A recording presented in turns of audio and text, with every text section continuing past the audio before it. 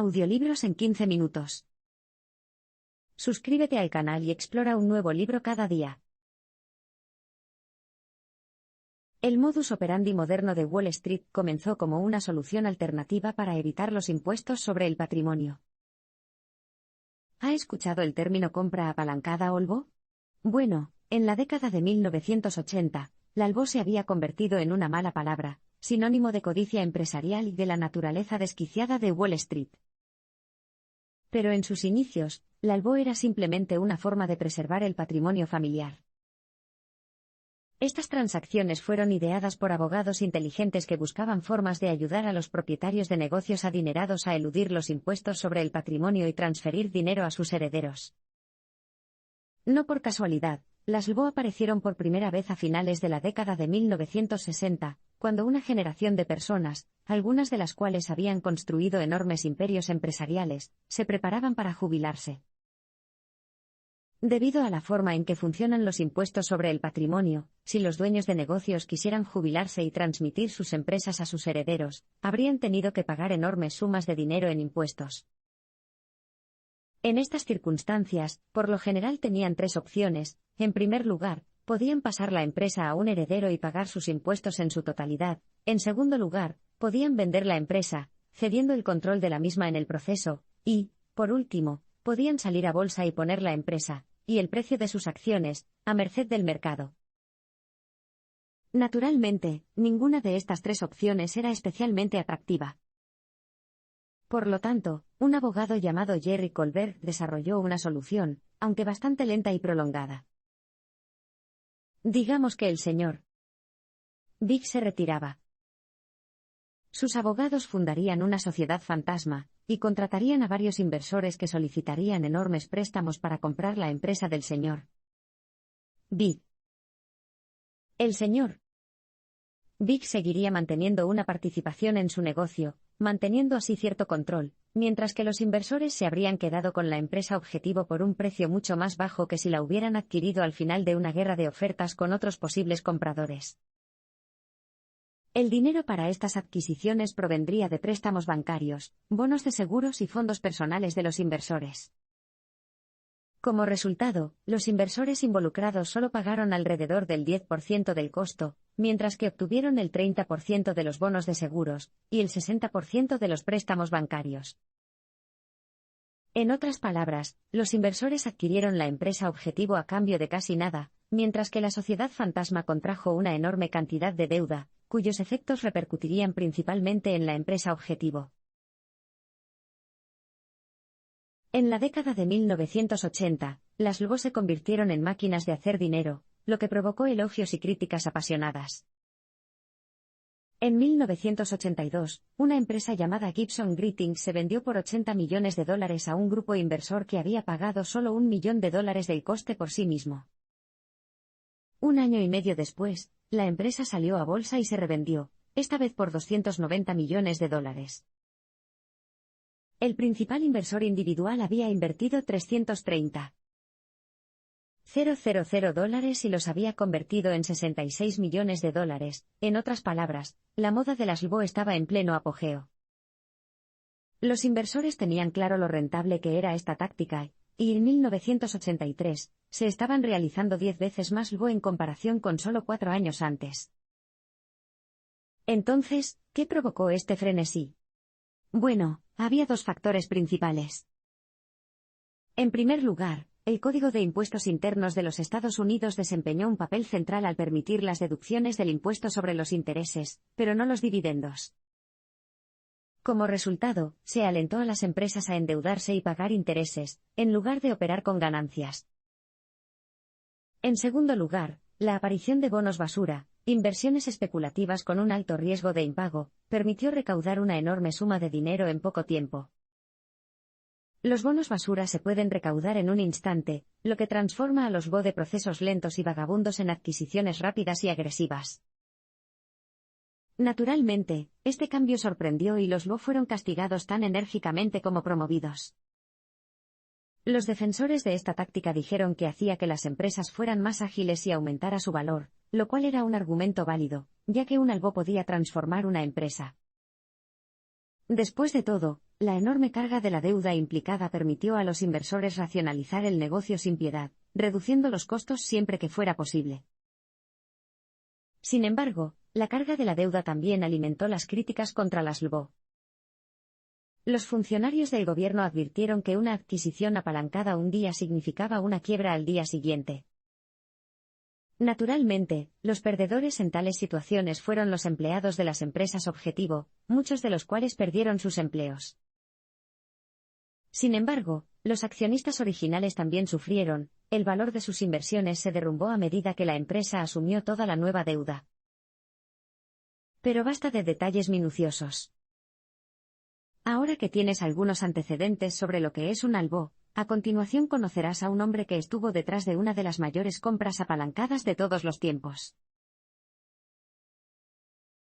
Un hombre de negocios despiadado con un apetito insaciable por el cambio, y el lujo transformó la naturaleza misma de los negocios. En la década de 1950, un hombre llamado Ross Johnson entró en la escena empresarial canadiense en la parte inferior de la escala empresarial.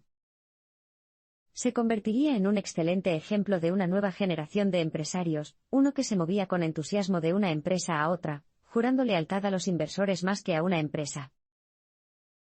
Jugar el juego de esta manera resultó ser muy lucrativo, y Ross no era ajeno al lujo, lo impulsaba fundamentalmente el amor por los viajes, las celebridades y las cosas buenas de la vida. Nunca dejó de buscar la emoción de comprar nuevas propiedades, comer en restaurantes de renombre mundial y conocer estrellas. De hecho, incluso mantuvo a varias celebridades en su nómina para promocionar su empresa preferida en un momento dado. Buenos ejemplos son el exjugador de fútbol americano Frank Gifford, y la famosa estrella del tenis Rod Laver. Además, Ross también tenía una inclinación por asistir a torneos de golf de celebridades. Pero mientras disfrutaba de la buena vida, Ross no prestó mucha atención a las consecuencias de sus estrategias comerciales, a menudo nefastas. Por ejemplo, liquidaría departamentos enteros por capricho y reubicaría sectores enteros en diferentes ciudades, simplemente en nombre de una ventaja táctica. Dicho de otra manera, Ross sacrificaría felizmente innumerables peones para ayudar a capturar un alfil. Entonces, ¿cómo ascendió a tal poder? Bueno, su primer puesto fue un trabajo de ventas en su país de origen, Canadá. Fue ascendiendo en el escalafón y, en 1963, se tomó un descanso mientras trabajaba en T. Eaton, una antigua tienda departamental canadiense, bajo la dirección de un conocido jefe de personal, Tony Pesquet. Pesquet presionó a todos sus seguidores para que mantuvieran los negocios y la gestión en un flujo continuo, lo que sacudió constantemente a las empresas y al mercado por igual.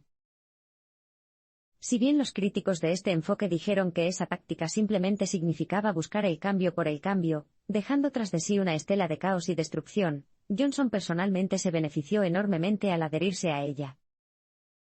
Pronto comenzó a hacer movimientos astutos, y pudo ascender en la jerarquía corporativa durante las frecuentes reorganizaciones. El poder de Johnson creció a través de una serie de fusiones. Johnson se benefició de su relación con Pesquet, pero no pasó mucho tiempo antes de que aplicara los conocimientos de su mentor a una escala mucho mayor. La gran oportunidad de Johnson llegó en 1976, cuando se convirtió en director ejecutivo de la empresa canadiense de productos envasados Standard Brands. Finalmente, estaba en una posición en la que tomaba las decisiones. En este papel, Johnson ya vivía una buena vida, pero su sed insaciable de cosas más grandes y mejores le llevó a plantearse la fusión con una empresa mucho más grande, Nabisco. Al final, Nabisco técnicamente se hizo cargo de Standard Brands, pero en la práctica ocurrió todo lo contrario.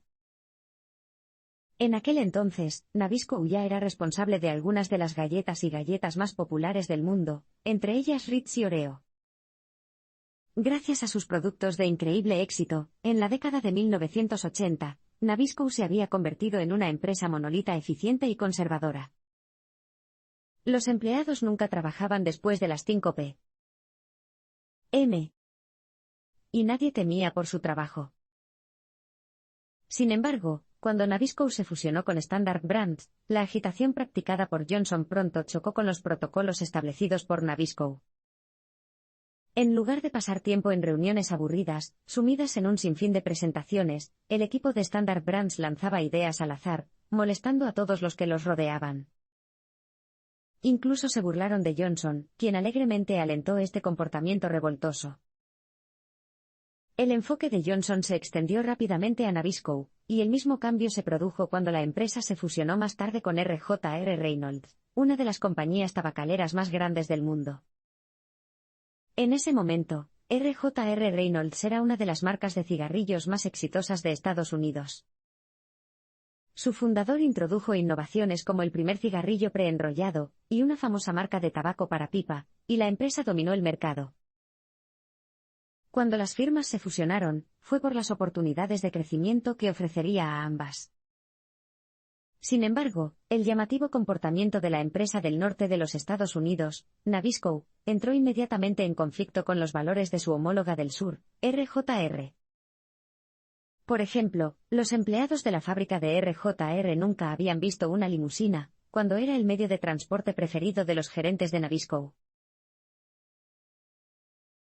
Un joven advenedizo de Wall Street transformó la naturaleza de las LBO. Entonces, Ross Johnson era famoso por revolucionar los negocios, pero un chico nuevo en la escena pondría a prueba su creciente poder. Se llamaba Henry Kravis, un banquero de Wall Street que ganaba millones a través de las LBO. Ross tenía un enfoque distinto y, aunque la mayoría de los demás operadores cerraban operaciones en horas o días, podía tardar años en cerrar una LBO. Naturalmente, los altos mandos de Kravis en el banco de inversiones Bear Stearns no estaban muy entusiasmados con este prolongado período de tiempo. Por ejemplo, en un momento dado Kravis fue nombrado director ejecutivo interino de una empresa de papelería durante una LBO, lo que provocó una furiosa llamada de su jefe de Bear Stearns, que quería saber qué hacía uno de sus principales comerciantes al frente de una empresa papelera en ruinas. La visión de Kravis claramente no fue apreciada, y pronto dejó la firma, junto con su primo George Roberts, para formar equipo con el creador del BO, Jerry Kohlberg. Juntos, en 1976, el trío formó la infame empresa de capital privado Kohlberg Kravis Roberts, KKR.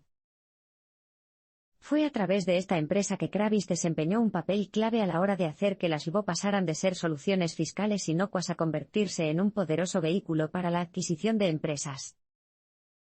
Sin embargo, Henry y George estaban mucho más interesados en cerrar grandes negocios que Jerry.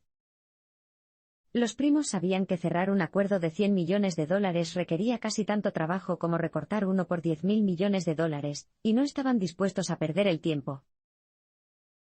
Para 1987, todos los grandes actores del mundo de las LBO tenían una reserva de dinero de los inversores para utilizarla en las LBO.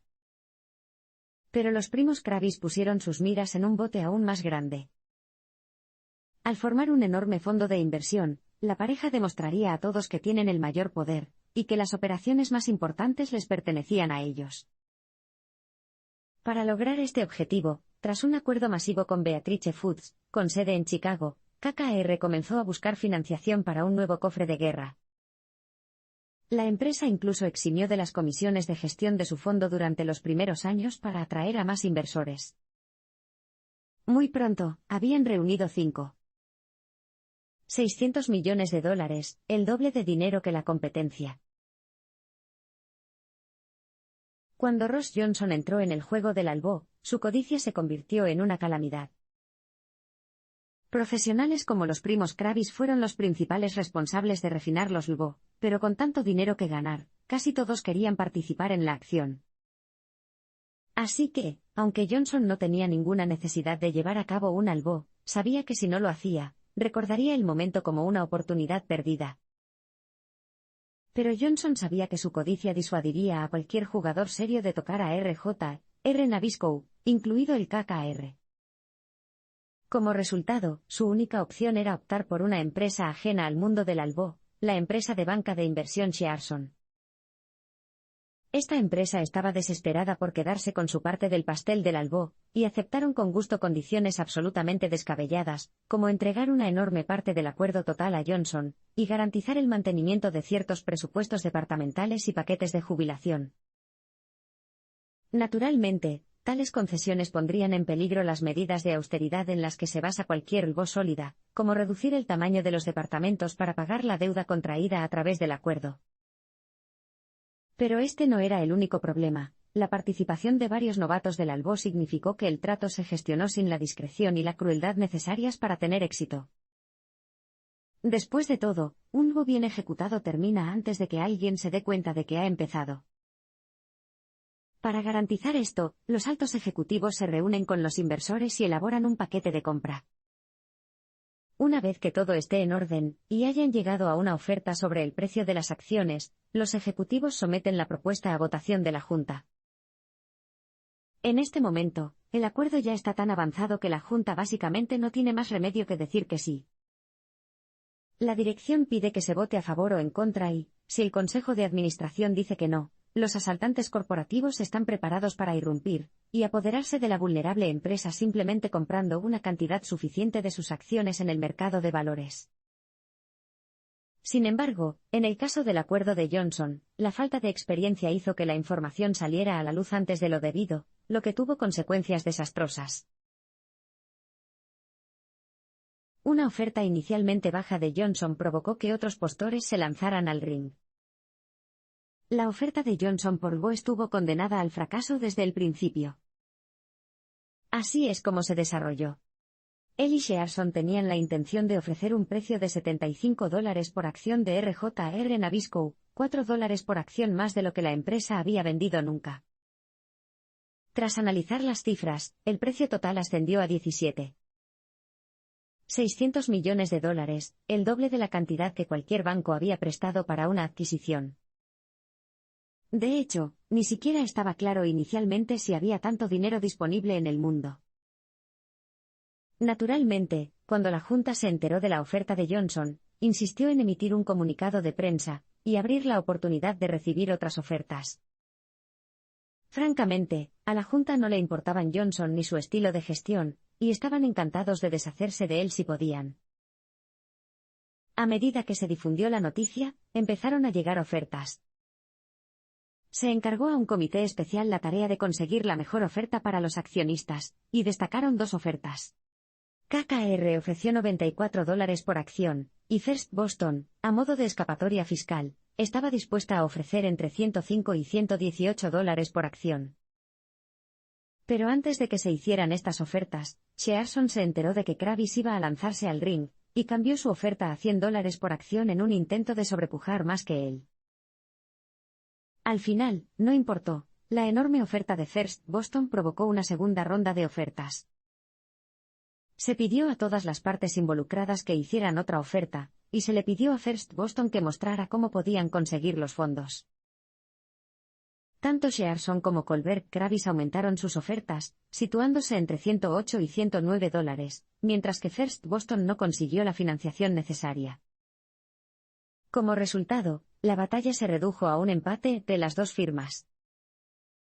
La junta directiva se enfrentó a una difícil decisión: aceptar el férreo control del KKR o entregar la victoria a Johnson. El acuerdo con la LBO sería el final de la etapa de Ross Johnson en Nabisco, pero no el final de su carrera. Si formabas parte de la banda de Ross Johnson, podías contar con que llevarías una vida bastante encantadora, pero los demás eran básicamente irrelevantes para él. Por eso, cuando la LBO compareció ante la Junta, ya era obvio que Ross era absolutamente indiferente hacia los demás. Al final, el hecho de que considerara que todas las personas de la empresa eran prescindibles impulsó la decisión de la Junta en su contra. No ayudó a Johnson que su acuerdo de gestión se convirtiera en un emblema de la codicia empresarial. Bastó con un solo artículo del New York Times, en el que se revelara el lucrativo acuerdo al que aspiraba el equipo de Johnson, para desatar una cascada nacional de críticas. Por supuesto, el Consejo de Administración vio este acontecimiento mediático como un golpe más a la reputación, ya de por sí empañada, de RJR Nabisco, y el Comité Especial, por lo tanto, eligió a KKR, que prometió poner a la empresa y a sus empleados por encima de todo. Así de simple, Ross Johnson estaba acabado en RJR Nabisco, y todos, desde los trabajadores rurales hasta los miembros de la junta directiva, se alegraron de verlo partir. KKR introduciría un orden muy necesario en la empresa al aplicar su experiencia en la adquisición de empresas sin desmantelarlas. Así que, si bien el trato no era la olla de oro que todos habían supuesto que sería, tampoco quebró a KKR con su enorme escala. Y aquí termina la historia de Ross Johnson. Su legado es el de la codicia empresarial en exceso, pero no cabe duda de que lo pasó bien en el camino y se arrepintió poco de esos años. De hecho, debido a su talento como vendedor y a su evidente falta de ética, continuó teniendo una próspera carrera a lo largo de la década de 1980 en los Estados Unidos. Si bien la fortuna de algunas personas se hizo o se destruyó con el acuerdo del BO con RJR Nabisco, Ross simplemente se retiró semi-retirado, riéndose de todo el asunto. Formó una empresa de consultoría con un viejo amigo y, aunque ninguno de los dos necesitaba realmente el dinero, estaban encantados de entretenerse dando consejos baratos a sus amigos.